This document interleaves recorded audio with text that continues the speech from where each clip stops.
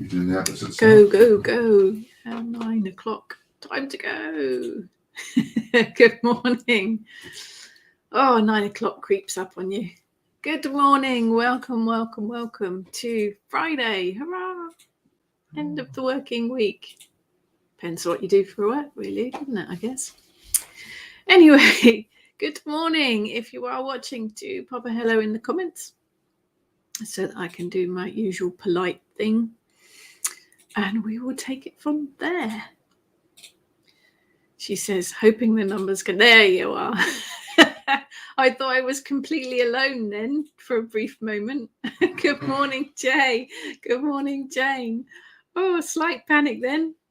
Thought I'd done something horribly wrong and it wasn't airing anywhere. Good morning, Mary Ann. Good morning, Kerry. Good morning, Karen. Good morning, Amanda. Good morning, Claire. Good morning, Christine. Good morning, Janet. Lots of lovely people. Welcome. Mind you would think after doing this for, I don't know, was it over 150 episodes now? I should know how to work it all. It is. Yeah, it's something like that. Good morning, Anne. It's not time to wake up yet. Put your blanket on. There we are. Keep the dog happy. Good morning, Deb. Good morning, Sue. Good morning, Sue. Good morning, Emma. Good morning, Tess. Good morning, Helen. Good morning, Xenia. Yeah, we're all here today. Pete's working. Eric's in his bed. Even youngest is upstairs. So we're all here. All good. Good morning, Maharet. Welcome. Oh, lots of lovely people. Good morning, Andrea. So yeah, we'll do the things. Let's do the things first. What we got next? I am talking for WitchCon Online next weekend. Saturday, I want to say, but it runs the whole weekend and it's online. Witchcon.com. Have a look at that one. What else have we got? Wild Witchcraft Conference. I will be speaking at that. The girls will all be there as well. 25th of March, that one. And it's local to me. It's in Horndean. Is the blanket not quite right? Sorry, we had blanket issues. Wandering Witches, Saturday 15th of April in Cowplain in Hampshire. Myself and the girls, we're going to have a stall. There'll be books and everything. We're really going just as a social to catch up with everyone. But a fantastic event. Lots of lovely stalls with fantastic things. Spring Equinox Ritual, Kitchen Witch Online, open to everyone on the Kitchen Witch Cobham Facebook page, Sunday 19th of March. I have my pipe cleaners, and more importantly, I have my googly eyes ready for a Kitchen Witch ritual. And I am running several different... Will you stop? I'm running several different courses at the College of Psychic Studies this year, so do have a look at their website too. There we are. All right, is that better? Very demanding. Mirror. Okay, right. Let's go back here. Good morning, Sasha. Sue, it is coming up to 3 years. Yes, doing these Friday mornings. It's all a bit mad, isn't it? How fast time goes. Good morning, Charlie. Good morning, Trudy. Good morning, Julie. Good morning, Hannah. Sunny here in South Wales. It's a bit grey and overcast here in Hampshire, but spring is springing. The hellebores have been flowering for several weeks, and the narcissi are out in the garden. What are you doing? The dog keeps moving around and throwing his blanket off. Good morning, Eva. Very interesting article you just posted. Yes, I've posted in the Kitchen Witch Facebook group an article about Margaret Murray. Very interesting reading, if you don't know about her and where some of the myths come from. Good morning, Maria.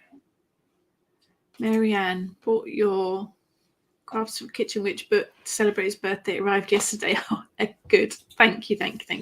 Good morning, Christine. Good morning, Raven Wolf. Good morning, Tony. Good morning, Angela. YouTube being weird today. Well, that's just rude. There's also MoonCon 23, third year, free, completely free online conference with talks from all sorts of authors, split into 2 events this year. The first one is on Saturday, the 11th of March. I'm not speaking because I'm behind the scenes working all the strings, but we've got some fantastic authors talking there, so it should be good. Xenia, big googly eyes. Yeah, definitely. Good morning, Kerry. Hannah, daffs out along the canal. Yes, I've seen a few out and about as well. It's all good. Good morning, Deb. Good evening, Sephora. Yes, there is an article about Margaret Murray that I posted on the Kitchen Witch Coven this morning. Do have a read. It's very interesting. Emma, couldn't find the YouTube video at all until you actually went live. I think you have to click on the live tab in my YouTube, on my YouTube page, and it should bring it up. But I'm glad you found us. All of the events on my website, on the events page, except for some of the Kitchen Witch rituals and things, they're all on the Kitchen Witch Facebook Coven page, so do have a look. Good morning, Leslie. So today's subject is witchcraft myth busting. Kind of feel a bit like a superhero. Ought to have some spandex, really, didn't I? Raven Wolf, you won't be pushing your book at MoonCon. I won't. I'm not actually speaking at MoonCon. I'm just behind the scenes, working all the strings. But there's some brilliant speakers there. So yes, witchcraft myth busting. It occurred to me there are quite a few things that float about that people quote and people read about, and I've done it myself, read it, seen it, and thought that must be right. And actually, it's not. Some things have changed over time, as they do. Been on this pathway for over 30 years now. So some of the things that I used to see floating about right in the beginning of my journey don't seem to be so prevalent anymore. But we'll have a look at some of them and some of the comments that you guys put on the Kitchen Witch Coven and see where we go. Oh, there's an interesting one. If you were really psychic, you would sense that the hair extensions you were wearing come from a wee girl in Romania who was sex trafficked. Let me just assure you, all my own hair. Do not wear hair extensions, but thank you for that. All my real own hair. Anyway, moving swiftly onwards. Mess for witches. Hannah went on Wiki last night looking at what they said about witchcraft, and it was really derogatory to start saying it was traditionally an evil act. Yes, Wikipedia, brilliant resource, but I would suggest looking outside of that as well, because there are a lot more information. I think this is about fact checking as well. When I'm writing a book and I'm doing the research, I will source information from various different places and I double check it, because what you find in one place might be different to another. So as with everything, it's always worth checking your sources and double checking your facts.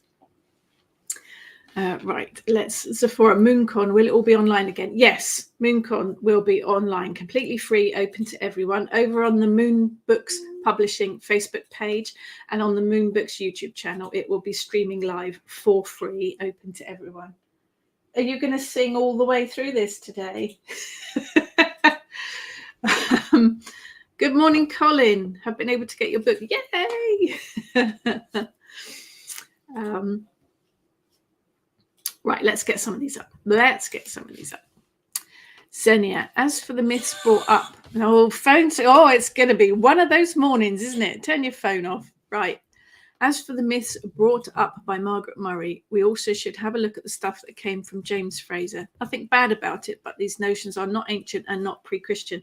That's one of the things, isn't it? And that is one of the things to talk about. A lot of these ideas about witchcraft, Wicca, and a lot of the modern things we work with are modern. That's not to say that they are bad. They're not. There are new ways of working, and there's nothing wrong with working with new ways. It's just about understanding which things are ancient and which things aren't. It is fact-checking. It's checking your sources. And I think that should be a routine thing for most people to do anyway. Right, let's get some of these up. Emma was told when I first started that a true witch casts a circle every day, and true witches don't use technology such as computers or the internet. We'd be a bit stuffed without them, wouldn't we? I don't cast a circle every day. Definitely don't cast a circle every day. I use the technology. I use computers. I use mobile phones. I work magic with mobile phones and computers. I think this is about moving with the times, isn't it? Which is very, very interesting after all the talks that have been out this week. But I think we have to, in certain areas, you do have to move forward and work with the times. I use the tools that are available to me. And if it works, it works. It's funny, isn't it? The stuff that comes up. Colin, I was able to get Witchcraft into Worlds from the library. Excellent. Brilliant. You're on the front cover. I am on the front cover of that one, yes. Ravenwolf, the Book Depository, good old Book Depository. Yeah, they beat Amazon hands down with my latest book, definitely. Eva, Robert Graves' White Goddess is a beautiful book, but proven to be historically inaccurate. It is. There are lots of inaccuracies in that. It's an interesting book to read. I have got it on my shelf. And actually, I sourced it for information when I was writing my Triple Goddess book. Sourced it as in to source where the information came from and then myth-bust it. It is a lovely book, but it has got a lot of questionable information in it. I think it's about reading all this information and then sourcing it and checking it and finding out where it comes from. It doesn't make it right or wrong, but it does if you are quoting it as fact. So it is about doing your homework, really. Kerry, glad we use the new ways. Don't fancy trekking out in the middle of the night in winter to do a spell. And I have done that, and you can do that. It's about having options as well, isn't it? I think it is about options. Jane, I was at the circle meeting this week when people expressed disbelief that spirit likes technology. Spirit loves technology. All those lovely conduits. It's energy. All of the computers and all of these technology stuff we use is electricity. It's energy. It's magic. It is magic. So let's have a look at some of the ones that came up on Facebook. One of them from Coz was that you have to be part of a coven and initiated to count as a witch. And to quote Coz, utter garbage. Yep, utter garbage. You don't have to be part of a coven at all. You do not have to be initiated into any kind of tradition to count as a witch. The wise men and women that lived on the edge of the village that were witches wouldn't have been in a coven, and they wouldn't have been initiated into anything. There are traditions, and if you want to be something such as a Gardnerian witch, then yeah, you'll have to join something and be initiated, but that's your choice, and that's the way that pathway works. No right or wrong about it, but you can still be a witch if you don't belong to a coven. You can still be a witch if you don't initiate. I think that's the beauty for me of witchcraft, is that it is so flexible. Another one from Lizzie was that you need special tools and crystals. And Jenny kind of echoed that, saying, don't go out and buy a lot of stuff you think you need.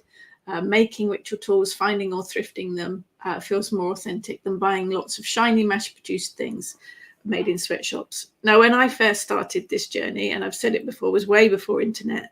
So I had books and I had a huge list. I wrote a list of everything that I thought I needed. Wands, chalice, athame, altar cloths, god and goddess representations, offering dishes, cauldron, bell. I had a list that was enormous, and I gradually worked my way through it, and I bought all the stuff. Have I ever used all of the stuff? Nope. I have a couple of athames, the ceremonial knives. I think I used one of them once for casting a circle. Didn't feel right, never used it again. Wands, I have several. Have used those on occasion for various things, but not for a very long time. Chalice, never used it. Offering dishes I do use because they're practical. Cauldron I use because I like to burn stuff. The bell, never used it ever.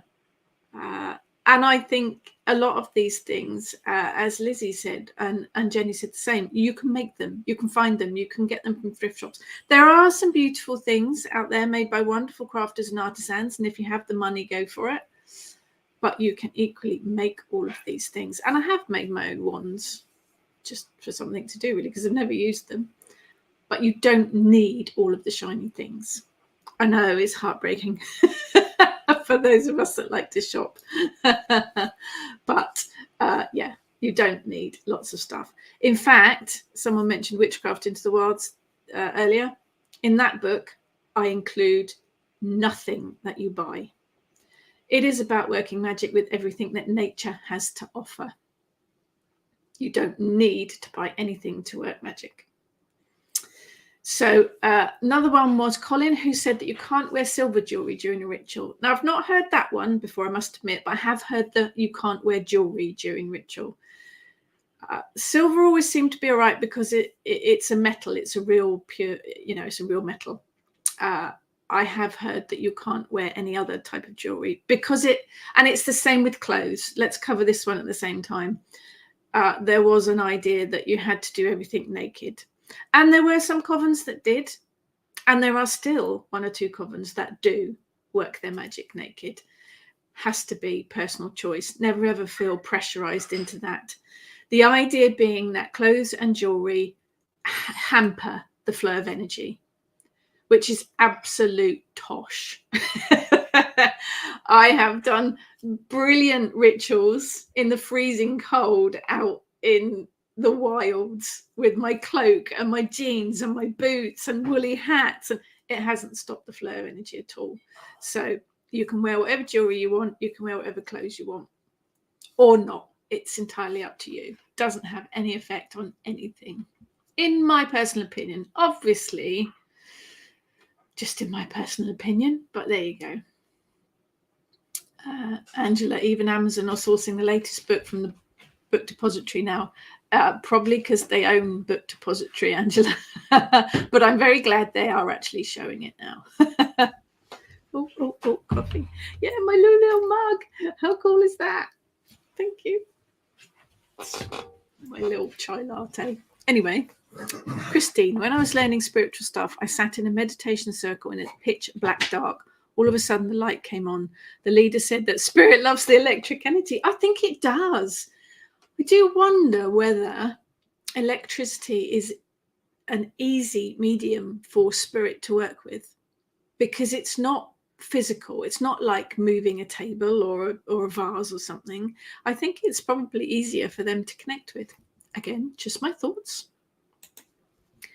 Jane, you don't have to be initiated, just as you don't need to be a witch to be a midwife. No, although I find quite a lot of the medical community are pagan, actually. It's interesting. Good morning, Ruth. Helen, my ex was a traditional magician and believed that you shouldn't haggle for anything you buy secondhand to be used magically. Got really mad with me once when I asked the dealer's best price. I think if you are buying things Charity shop. yeah, we had that the other day, didn't we? I think if you are buying things from antique markets, stalls and things like that, then they expect you to haggle. Did not expect to see it happen in a charity shop the other day where someone actually tried to haggle for an item they were buying in a charity shop, but there you go. Good morning, Eve. Jane, when I started on the path, I thought it was all about spells, and more spells. The spell books I had didn't even mention raising energy, so eventually I was exhausted and my hair was falling out. Now I hardly ever do spells and I never use up my own energy when I do. This is something that we always push to our students. Never draw on your own energy. Mother Earth is very happy to provide energy in any of the elements, forms, from the earth, from the sky, from the sun, from the moon. Never ever draw energy from within yourself. And I think that is perhaps for me, working with energy should be taught before spells. And actually that's what we do at Kitchen Witch. You need to know how to work with energy before you work with spells. Sephora, I think your average witchy ancestor had a cauldron. They made their dinner in it, maybe got some stuff from nature, but I can't imagine they shopped for supplies. No, they would have had, cauldron-shaped things were used for cooking. Hannah, same here, until I realised I didn't need any of it. My wand is a stick. Oh, sticks are brilliant for working with wands. Do you know what else is good to use as a wand? Finger. Christine, I like thinking like the ancestors who didn't have esoterical shops and they used everyday things to do spells. Cauldrons were used by everyone to cook food with. Yeah, they were. They used it. This is my whole kitchen witch kind of premise, is that you don't need lots of shiny things. There was no Amazon back then. There was no Amazon. No, there was no Amazon. Raven, Wolf, how about a bowline? Did you have one of those for herbs and candles? No. I did. It was on my list. But as I'm a gardener anyway, I've got, we use secateurs and things. So that was what I used for cutting herbs. I carve my candles with a tattoo needle because that works for me. But it's interesting, isn't it? That's one of the other things, isn't it? A bowline is only ever used for magical work. An athame is only ever used for magical work. You can use a vegetable peeler and a kitchen knife. But it has to work with you. If you prefer to use a bowline purely for herbs, bowline being the curved knife for cutting herbs, and if you prefer to keep an athame purely for magical work, then do it. It has to work for you. Maharet, I hardly used any of the stuff I bought as I started out a few decades ago, but I still use some of the stuff for altar decorations. Big ass crystal ball. I have got one of those. Yes, I had actually. Yes, I did. I found that I was using all of those tools just to decorate my altar. Yeah. Sue, as long as you harm none, do what feels right and comfortable. Oh, don't get me started on the read. We've talked about that before. Emma, my list of things I desperately need grew ever longer until I thought to myself, I don't need this or this. Why did I buy this? Now I rarely use anything. I think we do. Perhaps we need to go through that process. Maybe. Maria, just done what feels right for me. Don't listen to rubbish people come out with because it goes on deaf ears. For example, someone described me as a white witch. We talked about black and white the other week. And when I explained there's no such thing either way, she still described me in that way. I think that's not about you, though, is it? It's not about us. That makes them feel comfortable. And my husband always says that we dance around the fire naked. Do you think that's a wish? Do you think that's just husbands wishing that we did? So one of the I am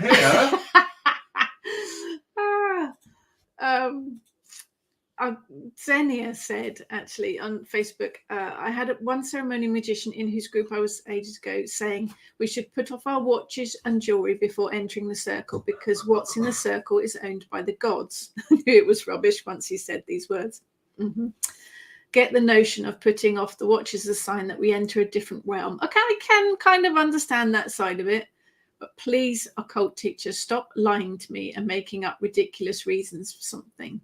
And what about the ritual jewelry Wiccan priestesses have? They also wear it in ritual. Yeah, I don't know whether it is lying as such. Maybe it is just different people's beliefs and how they feel. I can kind of understand the idea of a watch and entering a different realm because that's what the circle is all about. But no. It's got to feel right for you. And if you feel that you need to take your jewelry off before you go in, then do it. If you don't, then don't worry about it. But you are right about explanations. You are right about explanations. If you're going to say things like that, explain why. Yes, glorious coffee from the glorious barista. Sue, Stonehenge, 2 cloaks, fleece, jeans, tight socks, 2 of everything. Skyclad, no thank you. No, I'm with you, Sue. I was initiated at Stonehenge and it was hailstoning. So, cold. Good morning, Kerry. Angela, I've always wanted a bell, never found the right one. Then Peter found an old bell in the undergrowth in our garden. We think it was on our original gatepost that rotted away before we moved here. Oh, finds like that are amazing, aren't they? Now, a lot of people do use bells for clearing circle, ringing in the quarters. I don't, but if it works for you, go for it. Kerry, I've had this conversation too over the years. Always still call me a white witch anyway. It makes people comfortable. I think that's what it is. Denise was really muddled when I first started, still muddled, but getting there. 30 years later, I'm still in that stage, Denise.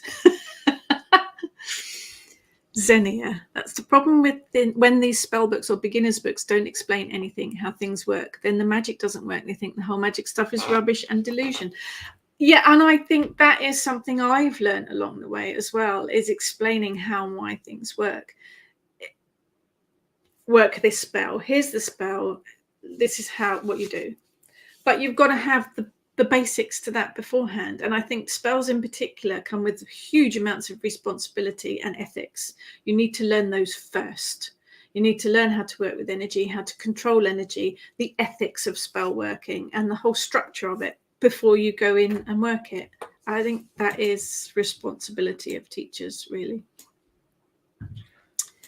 Angela, it's now our abundance spell and gets rung every time abundance enters our home, be it eggs from our chickens or any form of money. I love that. Angela, that's the best use of a bell I've heard so far. Good morning, Jackie.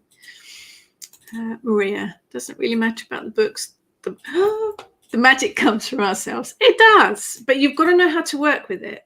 You have to know how to find it and how to utilize it to the best, really. Hannah, I always hear lots of conflicting advice about energy coming back to you 3 times, 10 times, not at all.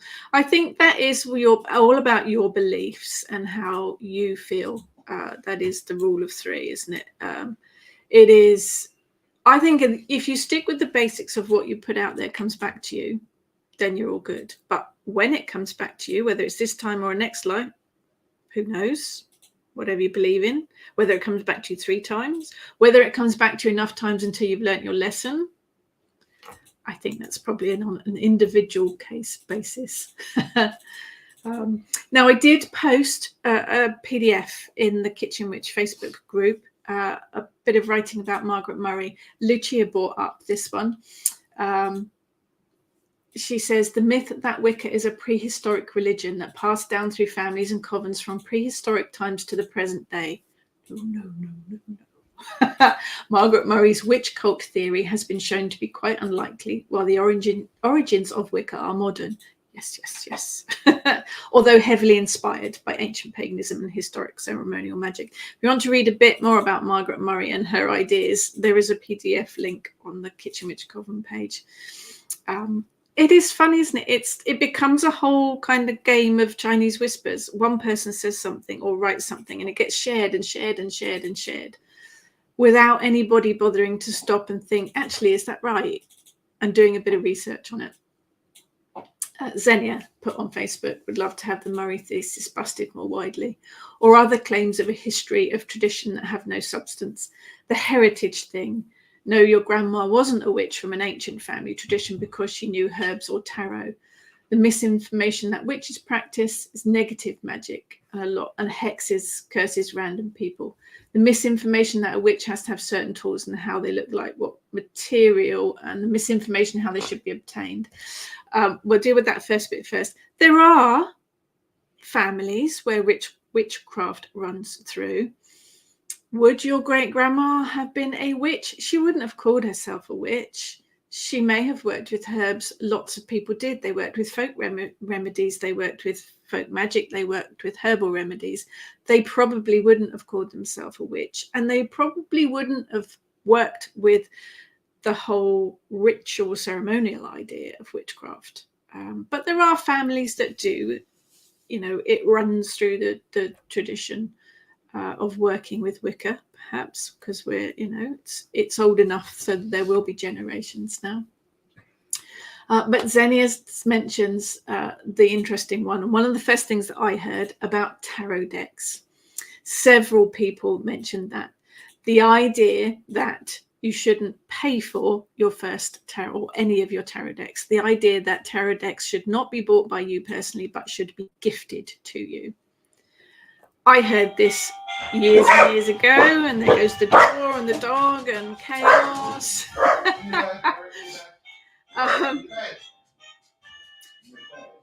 tarot deck was probably one of the first things I bought a million years ago. I still have that tarot deck for sentimental value, but I didn't ever connect with working with it. Since then, I have bought a lot of tarot decks. You do. It's one of those things. There are tarot decks that I kept that I still work with. The Thoth deck, I love. The Shadowscapes deck, I love.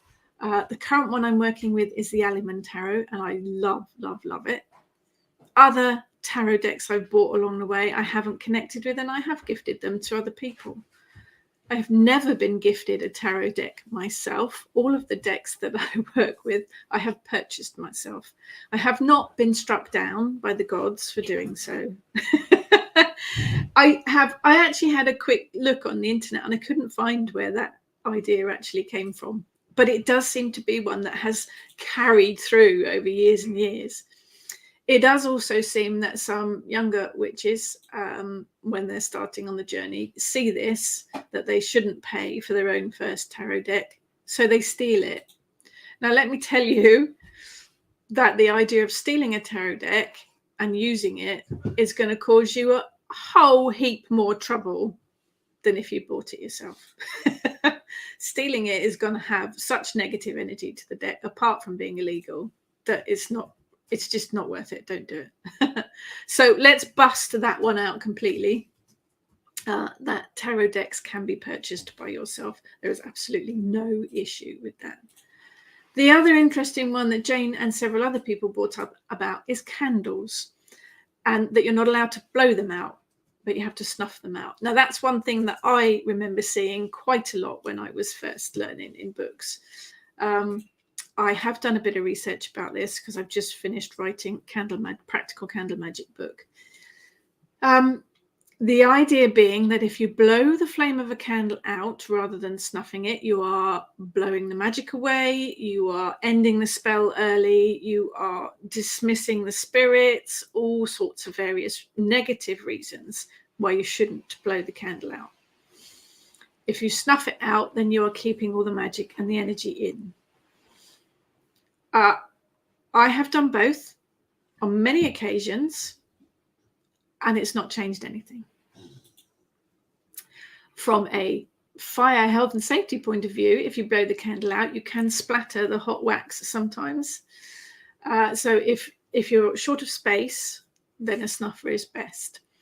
However, I have blown candles out. I have snuffed candles out. It has never had any negative, positive, or otherwise effect on any of my spell working. I think this is a case of trusting your intuition and go with what works best for you and what is the safest to do in your situation.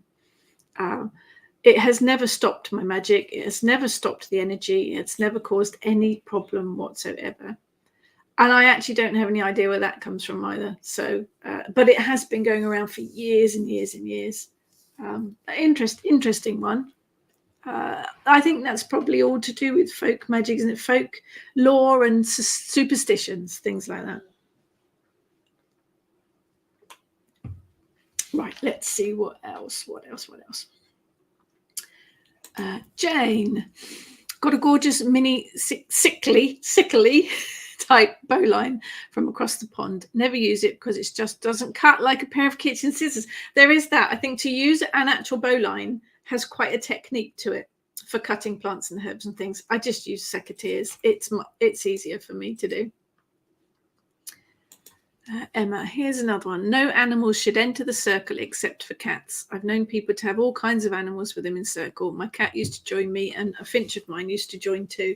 I think cats in particular are very drawn to the energy of magic. They also like to knock things off altars, but I think that's just cats being cats. When we've held Kitchen Witch open rituals, without fail, we've had a dog enter the circle. But I think the pure main reason for that is that we have cake in the middle of the circle. So the dog is after the cake. And where we have our open rituals, there's lots of dog walkers. So it's just one of those things. We've had lots of dogs enter the circle. And in fact, on one hand fasting we did down in Burley, we had a horse walk across the circle too. So it's an interesting one, but it's, sometimes things happen and there's not much you can do about it. Yeah, Pete's made the coffee. We're all good. Although I've got chai latte. Maria. I do try to hide the fact I am one, but I turn into you. Begin explaining things like one of your chats. Go, do it. Spread the word. Deb, I don't really use all the tools I bought. I use my Athame as a letter opener. Very useful. Very useful. Jane, sometimes you need to waste a few books when you come into it knowing little or nothing. It's interesting, isn't it? Books have a lot of information, doesn't make them right. The internet has a lot of information, doesn't make it right. Whenever you are looking into something, do check different sources to make sure that it's right, because people do copy and paste information without checking the source and the root of it all and how real it all is. So do check various sources of things. And some books will resonate with you, others won't. I'm writing a dragon magic book at the moment. I have a pile of books like this. I think there's about 15 books that I've used for research. Several of them have literally just been thrown in the charity pile because, to me, they're absolute garbage. Because how they've written it and the way they've written it and the way their beliefs go is not for me. It's not to say it's right or wrong. It's just not right for me and how I work with it. Other books I use, and I'll find a piece of information and then I will double check it in another book, and then I'll double check it in another book, and then I will also research it on the internet as well. So it's about a little bit about, I think, doing a bit of work yourselves and checking your sources and working with your research as well, just to double check where stuff comes from. Kerry, I do have a crafted wand with a crystal tip, but like many things, it was a gift, which is nice but not necessary. Oh, gifts are always good. Good morning, Luna. Sephora, I found before I went down this path that I was already drawn to goodies like incense and goblets and knives, and even got gifted a glass ball. So I think my stuff was just waiting for me to catch up. I think some of the stuff does make you feel more magical. Maybe these items, even if you don't use them, but you put them on your altar or surround yourself with them, do they just make a better atmosphere? I think it has to be personal for you. It does have to be personal for you. Eve, I'm a great collector of shinies and all the things I use for decoration altars, but do not need my home. Is Halloween summer and all year round. Got to work for you. Absolutely got to work for you. It has to. My problem was the magic did work, but I didn't realize I was running my own energy reserves down to nothing. Yeah, and as I say, it is one of the key things that we always stress in Kitchen Witch is do not use your own energy. But it's so easily done, isn't it? Because I've seen it as well. A lot of the books and a lot of the information and courses and internet just tell you to do this, charge it with this energy, charge it with that, do this. But they don't tell you not to draw it from within. And it can be exhausting. Jane, the rule of 3 is like telling off a child. It's only a rule for one, really. Tit for tat, pure karma. Again, it depends what you believe in and how you think that energy return works. There are various different ideas about it. Angela, I was told gold and silver are okay, but steel and titanium are not okay for a circle, as they can block the energy and the Fae don't like it. I feel the energies can mess up a watch rather than the other way around. Well, there is that. There are obviously, if you're working with the Fae, you don't want to have a lot of metal in the circle because there are some iron, particularly in steel, that they don't like and it will repel them. So if you're trying to work with them, having those kinds of metals in the circle, not going to do you any good. Again, I think you have to think about it and how you're working with and how it works for you. Christine, wasn't Wicca created by Doreen Valiente when they split between her and Gerald Gardner? It is not ancient, and it is from Doreen and the gang. Basically, it is a modern version of a practice, a witchcraft practice. A Wicca's more of a religion as well, isn't it? But it is not ancient, although it does draw on ancient things. Xenia, these ritual tools look like chalice, bell, athame, and so on. Might be needed if someone is Gardnerian or Alexandrian or other traditional covens in a rural setting, but not for every witch outside a coven setting. Ritual magicians also need them when they do these strict rituals.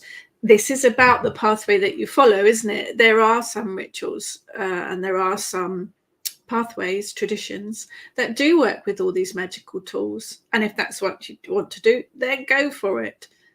They aren't necessary. You don't need them all, but it's also interesting to work with them if you want to give them a try. And yes, if you are in some particular traditions. I think the issue, as Christine says, about Wicca being more modern is people claiming that it's ancient when it isn't. But I think, again, this is about doing your research. It's about checking your facts and checking your sources and finding out where this information comes from, where the history of it comes from. Colin. Oh, Chinese whispers. Oh, absolutely. A lot of it is Chinese whispers. Maria, you're really a magpie? Well, I do work with magpie quite a lot. I think a lot of us do. We do like shiny things. Kerry, 30 years ago, pre-internet, I tried a correspondence witch course. Problem was a simple 5-minute spell took about an hour with all the casting and calling, and that was just the beginning. I was too exhausted to carry on, and there's no explanation about the energy. Yeah, that is a problem, and that's why you should start learning about energy first before you work with spell working. Spells have to be structured properly, and thought does have to go into them. And some do take 5 minutes, but some do take longer. It's how and what you want to work with, really. It's how you want to do it, I think. Eric doesn't approve of a lot of things, Xenia. Jane, some people celebrate the idea of being a witch and some just knuckle down and get on with it. I do make that quote a few times, actually. When I started, I read a lot of books. I love reading books anyway. I love learning. And I'm still learning. Over 30 years later, I'm still learning new things. But I do love to read. But I did find there was a point where I was just reading, learning, and doing the academic study rather than actually doing it. It was only when I first stepped outside and started actually working with it that I learned a whole lot more. It's balance, isn't it, as well, I think. Xenia, if I would have been gifted all the loads of tarot and oracle decks I own, I would have saved a lot of money. Me too, Xenia. Me too. Maharet, I rarely use athames in any form, but they sure started kind of an obsession with knives and blades. I now own a wide variety of knives up to actual antique military sabers, short swords, and so on. Fascinating. Fascinating. Jane, the problem with being gifted tools and tarot is that they are not our personal choice unless they're on a wish list. Sometimes they just don't resonate with us. Exactly. If you are gifted a tarot, tarot and oracle decks particularly, I think, have to resonate with us for us to be able to connect and do the reading. But then I've bought decks that I've initially thought, that's fantastic. And then they've not worked for me. A problem, I think, with tarot decks is you really need to take them out and you need to look at all the cards, you need to feel them. You can't really do that in most places, particularly if you buy online, you can't do it at all. There has to be that connection, and sometimes it's difficult to do that before you buy it. Yeah, definitely something that has to resonate with you. Eva, we should have a tarot exchange, but I have a bunch of decks I would happy to gift if shipping is paid. Nice idea, Eva, nice idea. Jackie, my current tarot deck is the Pulp Tarot. Very retro look, but can be easily interpreted along Rider-Waite imagery. Do you know, I know the Rider-Waite is the classic.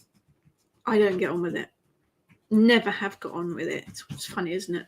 My current deck is, we can see it up there. Ooh, it's in that little thing there.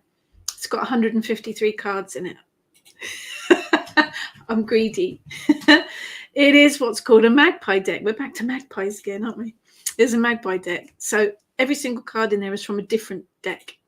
And there are duplicates, obviously, of lots. I think there's about 9 death cards in there. It's fascinating. It's a whole culture, magpie tarot decks. You take all the cards you like from various different decks and you make your own deck up. It's amazing. I did write a blog about it. Christine, I used to blow out a candle. I splattered candle wax all over the place. Now I use a candle snuffer. Now that's a practical side of it, isn't it? You can, if you blow out the flame of a candle, the top of it is all filled with wax, so it is going to splatter. So there's a practical side of it. Leslie, I read that blowing the candle out is disrespectful to whichever deity you're working with. I have read that too, Leslie. I'm going to say, in my own humble opinion, absolute tosh. If your deity is offended by you blowing out a candle, what? There's nowhere else to go, really, is there? If the deity is offended by that, then, you know, let's just chuck it all in now. Maria, I always use a snuffer indoors. Outside, I usually blow them out. It's practical, isn't it? It's a practical thing. Claire, candle snuff. Yes, candle snuffers do look good, though. I have a dragon one at the moment, a ceramic dragon candle snuffer, and I love it. Sylvia, coming in late to the party.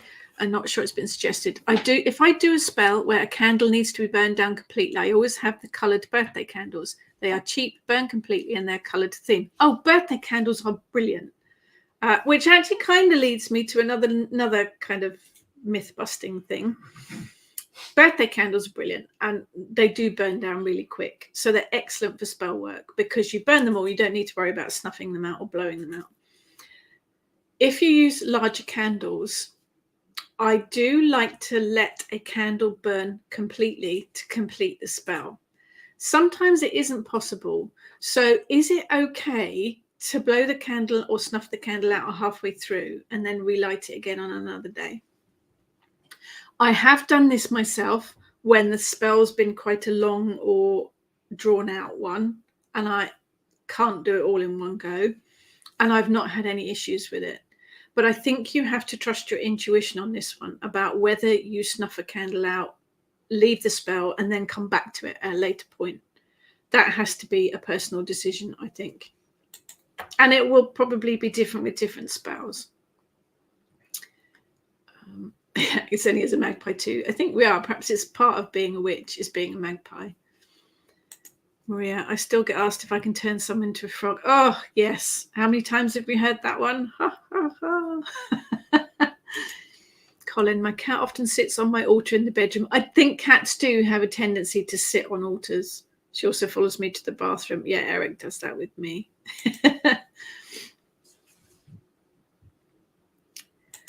Jane, as authors go, Tessa Delbridge, formerly Maury, was my saviour in my early days. Yes, I have some of her works. She put it all across in a way that felt authentic. And I think that's it too, isn't it? It's about finding, whether it is a book or a blog or whatever it might be, a teacher in person, something that feels right to you. It's got to work.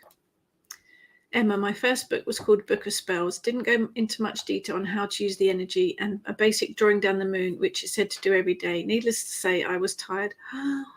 Drawing down the moon is something that should only really be done, again, in my humble opinion, when you have a bit of experience.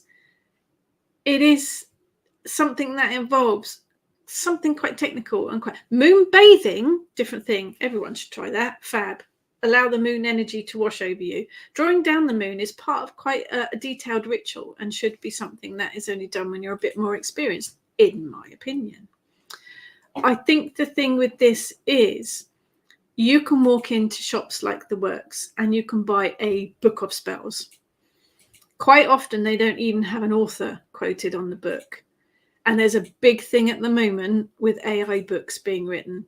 The computer literally steals passages off of the internet, puts them all together in a book, and the publisher markets it. It's not been researched properly. It's not been written properly. A computer has put all the information together.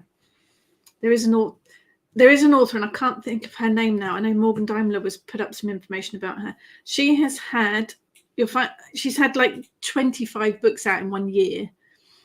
She's not a real person. No one's ever met her. No one's ever spoken to her. There's no website. There's no social media presence. It is just a made-up name that the publishing company has put on this series of books. where they've all been computer written.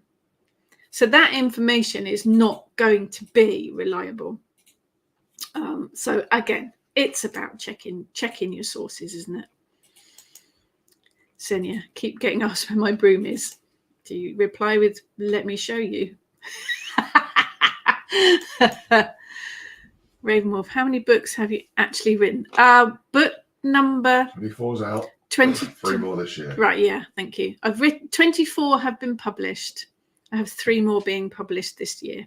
Hands up if you've got them all. Yes, hands up if you've got them all. You get a gold star. Yes, so quite a lot. But I've been doing it for 10 years. I know that's quite a lot in 10 years, but I'm not an AI machine, I promise.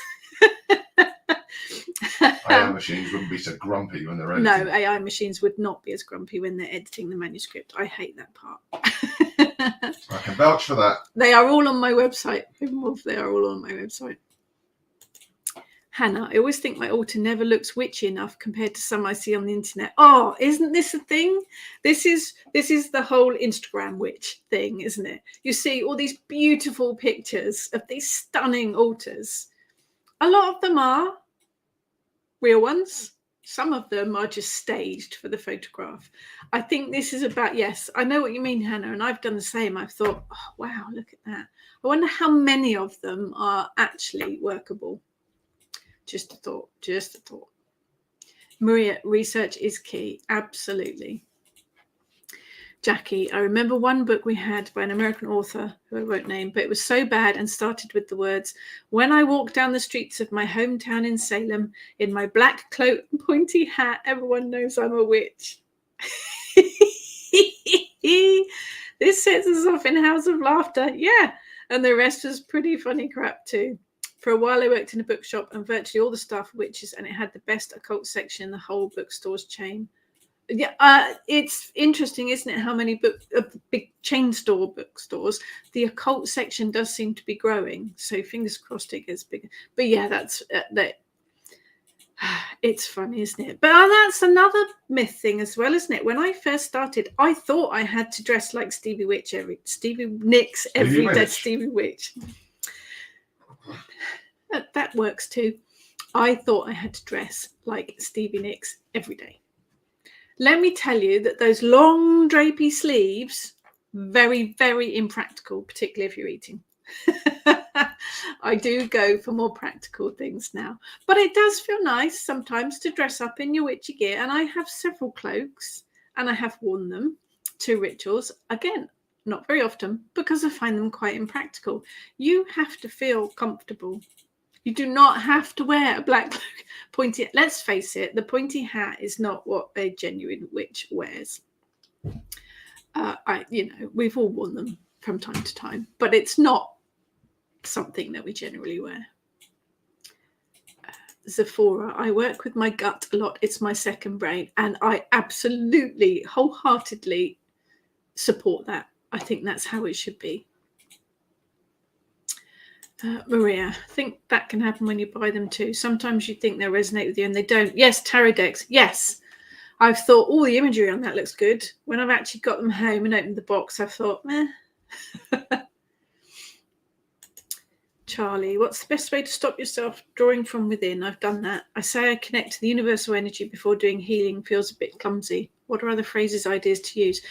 It is, for me, it involves quite a bit of visualization.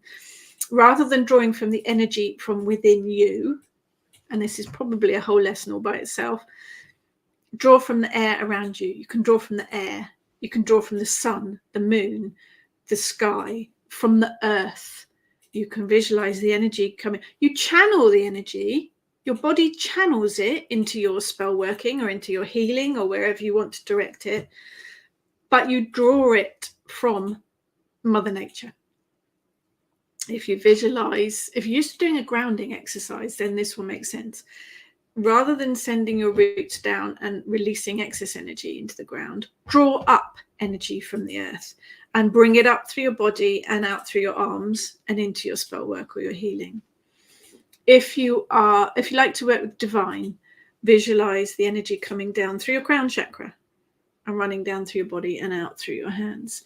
It is about visualizing the energy channeling through you, but drawing it from the elements from the earth, from the sun, from the moon, wherever you prefer to draw it from.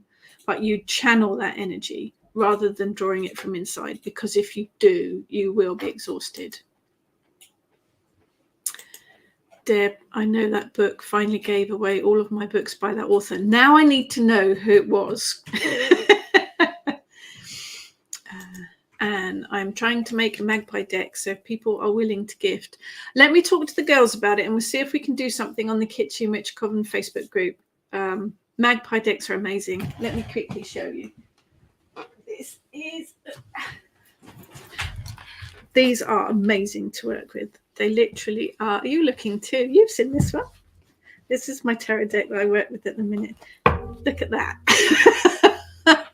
There are a lot of cards, but they are all from different decks. Every single one of them is from a different card deck. People do this and they make them up from different tarot decks, but they also add in, you can add in cards from happy families or children's card games or pictures from the back of tea boxes. It's the imagery that is important. And there are all sorts of cards in here. And as I say, there are duplicates of quite a lot of them, obviously, the major arcane ones. But there's all sorts of stuff. Some of them are really copies from antique decks. Others of them are more modern, but they're all different. And the idea is that you can make the deck up to suit you. So if you have, and I'm sure we've all done this, if you have a tarot deck, there will always be one or two cards in the deck that you don't really resonate with, that the imagery doesn't make sense for you. So you just take the cards out of the deck that you like and make your own deck. I think it's fascinating. It's a magpie deck. Amazing idea.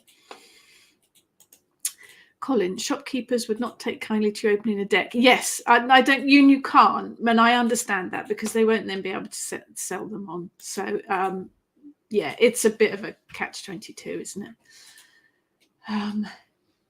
Sylvia, I am drawn to oracle decks who come from creators who are not known, like a friend from a friend. Those I work with the most at the moment. But I am designing my own oracle decks at the moment. I have signed a contract for 4 oracle decks with Animal Dreaming Publishing. Just thought I'd drop that in there. Jane, if you hold a snuffer on a candle for a good few seconds, it stops it smoking and choking. Have you had... Now, I work with the snuffer quite a lot indoors, mainly because it's got a dragon on it and I like it. I've had it where I put it over the candle, held it, candle's gone out. Put it over the next candle, held it, taken it up, and the candle's still light. And I've actually done that 3 or 4 times with the same candle, and it doesn't go out. I think it's fascinating. It's flame. Xenia wants to see the dragon candle snuffer. I did post a picture of it on my Facebook page, Xenia. If you want to have a look at it, it is. Oh, it's out in the kitchen at the moment.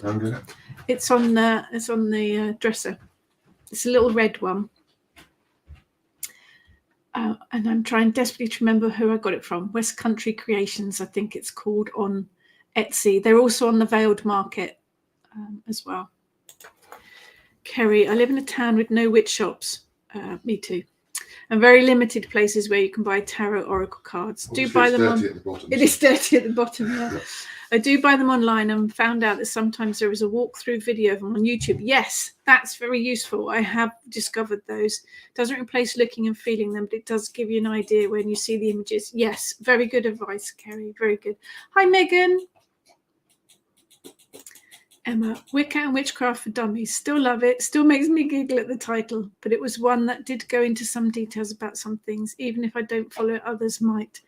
There are a lot, obviously, of really good books out there. And I always say this. When I read a book, if I like it, I will write a review on Amazon. Amazon reviews, good ones, are worth more than gold.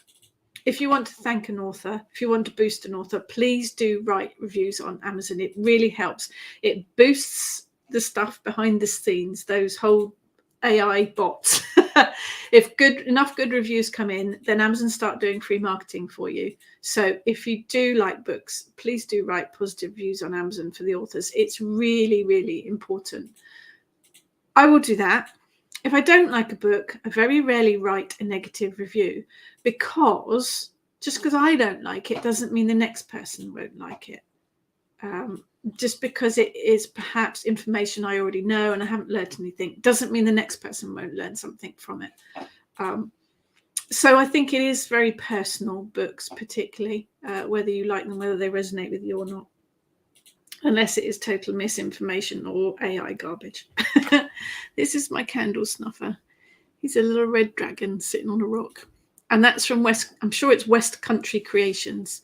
They are on Etsy and they are on the Veiled Market as well. I think they're on Folksy as well. They do make some nice things. Handmade in the West Country.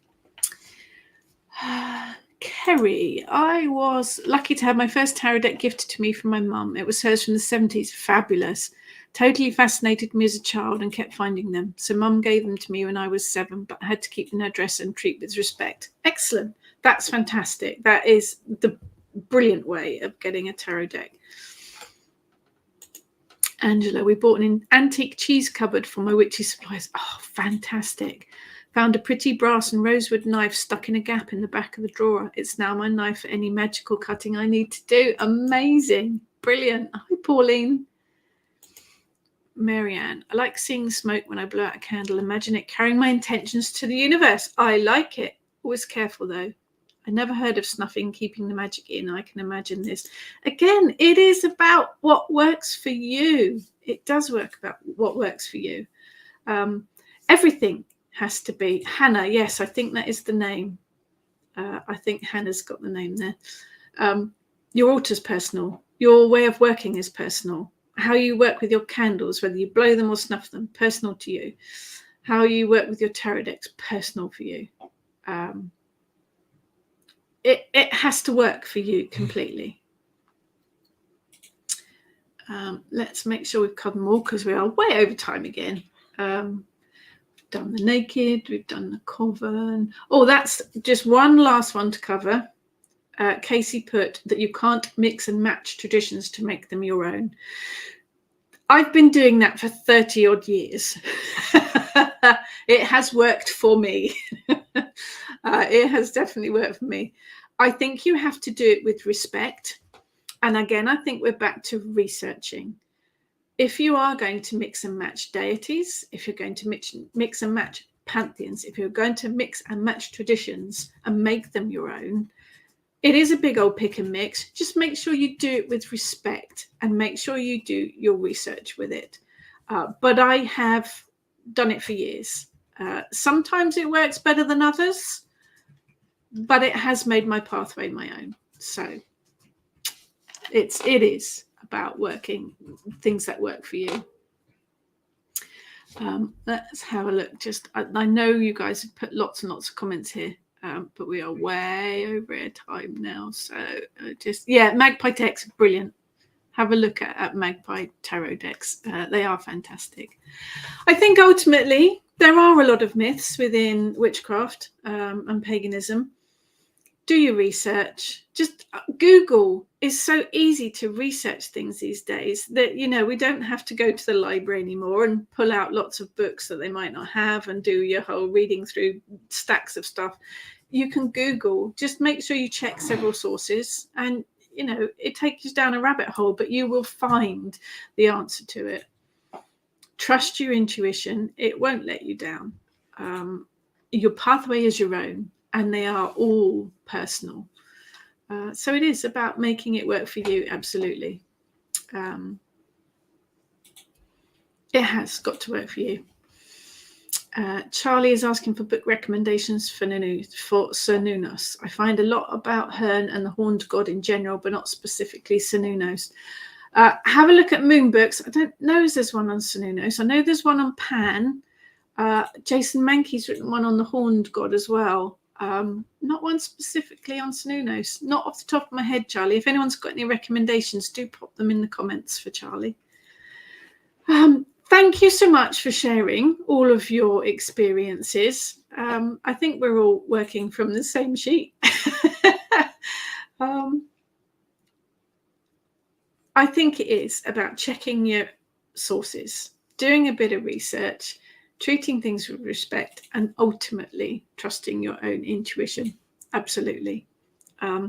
So thank you, everyone, for joining me again this morning. Fascinating subject. To the lady who thought I was wearing extensions, really? Strange thing to say. Strange thing to say. All real grey, look. I would love to see some of you guys at all the various different events and things. If it is an in-person one, do come up and say hello and remind me your name, because I'm rubbish with names. Otherwise, I will see you here again next week. And if you have any thoughts, questions, insights, remember that you're not alone. Myself and the Kitchen Witch gang are here to do whatever we can to help the community. Thank you, guys. Have a fantastic weekend. And I will see you all next week.